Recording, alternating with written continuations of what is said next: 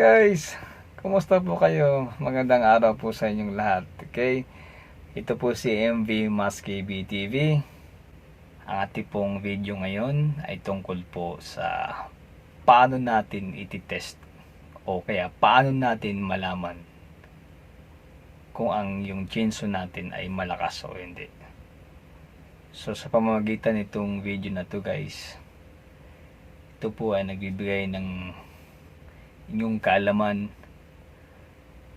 kung paano natin malaman o paano ninyo malaman ang chinso nyo kung ay malakas o hindi.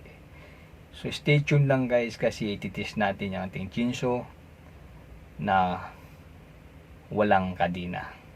So sa pamamagitan ng video na ito guys, kayo po ay maliliwanagan at matutunan nyo po at malaman nyo kung ang ating chinso o ang inyong chinso ay malakas ang makina o hindi.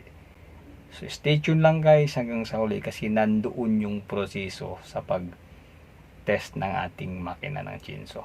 So mga kamaski, kung bago lang tayo sa ating channel, huwag niyong kalimutang mag-subscribe, and of course i-tick nyo yung notification bell para every time na mag-upload ako ng regarding sa chinso o other videos guys, mano-notify kayo at makareceive agad kayo ng notification right away once it is uploaded. Okay, thank you so much guys, see you there on the last podcast.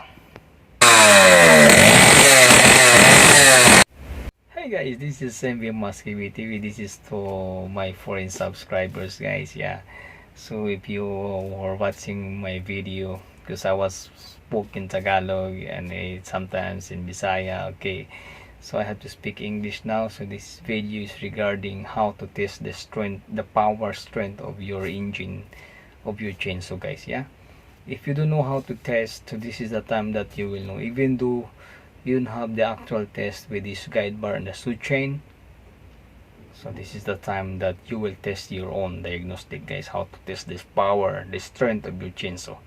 Yeah, through this video you will know it guys. Yeah, I know you love chainsaw to cut the small trees only but this strength of the chainsaw that we're gonna test now is, this is the standard, the power, the 070. Yeah, until you cut all the trees.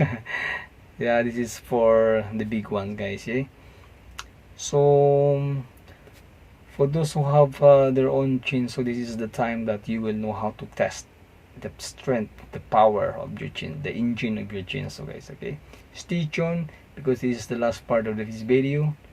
And if you are new on my channel, if you don't subscribe yet, hit subscribe, and of course click the notification bell so that you will be notified.